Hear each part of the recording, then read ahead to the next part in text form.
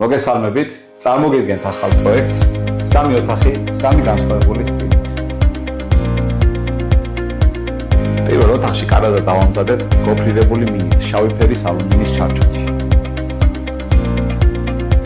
ამავე ოთახში გამოვიყენეთ დაშკონილი MDF კერამოგრანიტის კომბინაციასთან ერთად.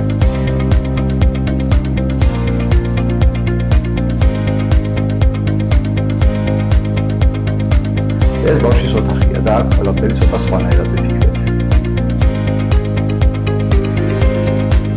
კარადა დაშკონილი MDF-ია. კარებზე გამოვიყენეთ თაღოვანი რელიეფი. კარადის შიგნით გამოვიყენეთ მწვანე ფერი, რომელიც მეტ ბუნებრივობას სცემს.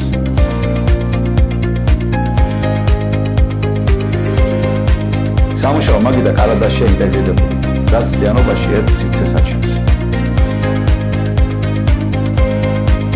ბავშვის ოთახი უნდა იყოს სახალისო, მაგრამ სწორად გააზრდა.